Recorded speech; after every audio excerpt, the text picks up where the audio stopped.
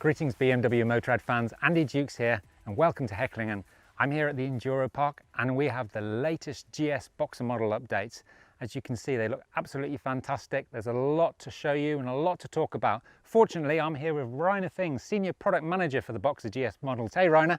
Hi Andy. So you're going to help us take a closer look, I gather. So the first thing I noticed, Rainer, was some pretty awesome colour schemes. Tell us more about these. Yes, we've got 4 colors for each bike. So that means we've got the standard color, we've got the style triple black, well-known triple black in this dark color scheme.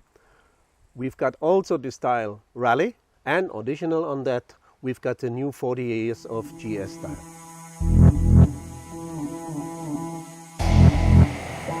I'm also seeing a brand new face there. It's unmistakably GS, of course, but looks great. There's a lot going on behind the scenes though. So tell us more about that, Rainer. Yes, we did a lot of things more on the front. When you switch ignition on, you see there's a new face, an X, the headlight. Like it says hello. Yes, it says hello to you. Yeah, it's talking to you. And you see something special on the front, yeah? The new X scheme where you see it's daytime riding light if you got this option. But the most important thing is that we've got the adaptive cornering light. So while you're cornering, the light is always there where you're riding to or where you're looking to. So a lot of increasing of safety for riding this bike. Another thing that you see here in detail are the indicators. LED indicators are standard, but here with a special function it is cruising light. So the indicators are dimmed down to a light where you can see on front, yeah, there is a new bike or there is a new motorbike, and increases this riding safety. Wow, that's a lot going on at the front. So I believe you've also got some bits going on at the rear too. Yes, on the rear too. We've got also LED indicators on the rear, but there's an option.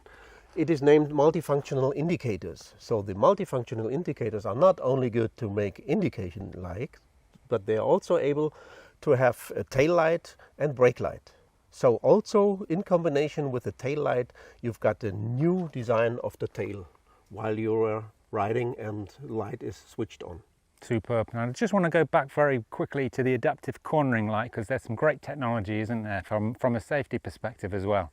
Yes, there is a sensor with the bike, and that sensor and also the wheel sensor in front and rear find out the position of the bike, and the light is adjusted in 35 degrees left and right, and also ±2 degrees in the height, and the light is always in the position where you're looking to while you're cornering, for example, in the night. So that increases the riding in the night while you're looking where you're riding to. Yeah, great. Allowing you to see around corners, literally. So you've got form, you've got function. It's all wrapped up in a nice, neat package. I'm loving it. Yeah, and something special. The bike is talking to you. So it can also say goodbye when you switch off? Yes, when you switch ignition off, yeah, the bike say goodbye. The light will be dimmed down, and then you say, okay, it was a perfect ride. Perfect. And one thing more. When it's dark and you want to go to your garage, it can follow you home. Yeah, you can switch on also the follow home function. That means you push the high beam button and the headlight will be switched on, and you can push the bike to the position where you're looking for parking. So that was lighting technology. Let's move on to riding modes.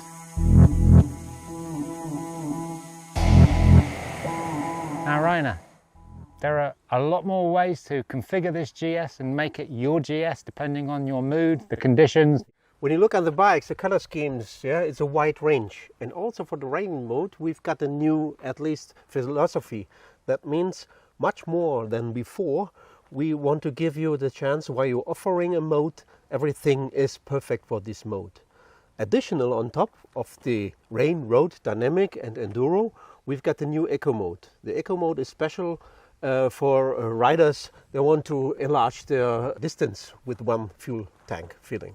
Now this eco mode, this is quite interesting because it's kind of more of a mindset, isn't it? You know, you don't want to be tearing around all the time everywhere. Sometimes you just want to sort of relax more into the ride, but the additional benefit of that is it can allow you greater fuel consumption, is that correct? Or greater range? Yes, enlarging the range. Everybody who is riding a motorbike, when you want to have fun, yeah, you need fuel. That's the result of it. But when you want to go for smooth riding, for motorbike riding, to say, okay, I need to, my gas station is some kilometers more, and I want to enlarge the range of my bike, you go very smooth for acceleration. And for that we designed Eco Mode. Or Eco Mode means not reducing the fuel consumption. That is the result, of course. Eco Mode means I'll go very smooth on riding. We've got a special torque range for that will be offered from the engine. And the most important thing is that you've can view it. You can see it because you've got an indication while you're riding in Eco Mode that you can see mostly green is more range. But of course there are a lot of riding modes. How many in total? 7. We've got 7 now, yes. We thought about this. 7 modes, a lot of stuff. So we thought about to having the riding mode pre-selection. So that means you are able to choose in between 2 or maximum 4 riding modes for your own special pre-selection. That means you can also go for off-road riding and say, I don't only need the enduro modes. So pre-selection for you is Enduro and Enduro Pro, and you can switch in between. You are off-road and you want to switch in between whether you are blocking rear wheel or not, for example. Or on the road, dynamics, you choose dynamic or dynamic pro, and you can also switch in between these two. Or you're going for a longer distance ride, you want to have, for example, eco, we want to have road and dynamic. Whatever you want, you can have your own selection on this bike. Also the next step, to create your own bike, to customize your motorbike.